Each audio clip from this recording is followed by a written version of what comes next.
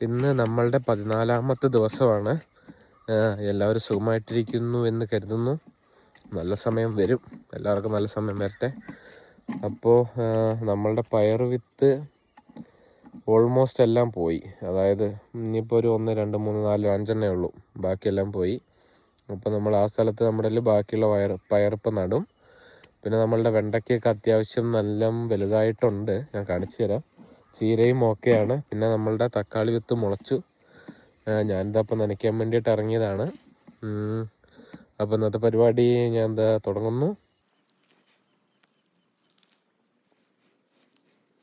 ഇതാ നമ്മുടെ വെണ്ടയ്ക്ക നല്ല അടിപൊളിയായിട്ട് വെണ്ട നന്നായിട്ട് വളർന്നു വന്നിട്ടുണ്ട്. എല്ലാം സെറ്റാണ്. ഇവിടെ എന്താണ്ട് ഇവിടെയുള്ള പയറുകളൊക്കെ പോയി. അപ്പം നമ്മളത് വീണ്ടും നടാനായിട്ട് പോകണം.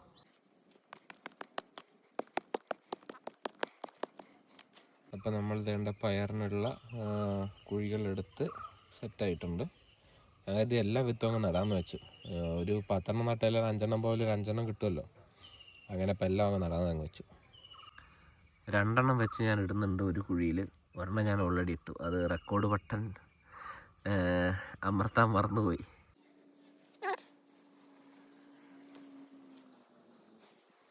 അങ്ങനെ നമ്മൾ വിത്തുകളെല്ലാം ഇട്ട് സെറ്റാക്കിയിട്ടുണ്ട്. ഇത് നന്നായിട്ട് വരുമെന്ന് ഞാൻ പ്രതീക്ഷിക്കുന്നു. നല്ലത് മാത്രം സംഭവിക്കട്ടെ. അപ്പോൾ നമ്മൾ ചീരയും കൂടെ ഞാൻ ഒന്ന് കാണിച്ചു തരാം. അത് കൂട്ടം കൂടി പോയെങ്കിലും നല്ല ഭംഗിയുണ്ട് കാണാൻ. നമുക്കൊരു ചിലപ്പോൾ ഒരു 10-15 ദിവസം കൊണ്ട് സെറ്റാകുമായിരിക്കും. ഈ ഒറ്റയ്ക്ക് നിൽക്കാന്നൊക്കെ പറഞ്ഞ കണക്ക് നല്ല അത്യാവശ്യം നല്ല വലുപ്പം വന്നിട്ടുണ്ട്. കൂട്ടം കൂടി നിൽക്കുന്നതിനേക്കാണ് പ്രശ്നം. അതാണ്, നമ്മളെപ്പോഴും ഒറ്റയ്ക്ക് സഞ്ചരിക്കണം. കൂട്ടം കൂടി നിന്ന് കഴിഞ്ഞാൽ ആ കൂട്ടത്തിൽ പെട്ടു പോവുള്ളൂ. അതൊരു വലിയൊരു പാഠമാക്കി എടുക്കാൻ വേണം നമുക്ക്. ഓക്കെ, അപ്പോൾ ഞാനതേണ്ട ഇപ്പോൾ നമ്മളുടെ പയർ വിത്ത് നട്ട് കഴിഞ്ഞു. ഇനി നമ്മൾ നന്നായിട്ട് വളരുമെന്ന് പ്രതീക്ഷിക്കുന്നു. നല്ലത് മാത്രം സംഭവിക്കട്ടെ, നന്നായിട്ട് വരട്ടെ. കാരണം ആദ്യത്തേത് അത് പോയി, സാരല്ല, പോയത് പോയി. നമുക്ക് ഇനിയിപ്പോൾ ഒന്നും നമുക്കൊന്നും ചെയ്യാനും പറ്റില്ല എന്നും പറഞ്ഞിട്ടും കാര്യമില്ല. അപ്പോൾ ഞാൻ 2 നട്ടു. അത് നന്നായിട്ട് വരും, നന്നായിട്ട് വരട്ടെ, നന്നായിട്ട് വരണം. ഓക്കെ, അപ്പോൾ എല്ലാവർക്കും ബൈ. എല്ലാവരും സന്തോഷവും സമാധാനവും സ്വസ്ഥമായിരിക്കും. ഞാനിത് കഴിഞ്ഞിട്ട് നമ്മുടെ അപ്പുറത്തുള്ള തക്കാളിയും കൂടെ ഞാൻ കാണിച്ചു തരാം.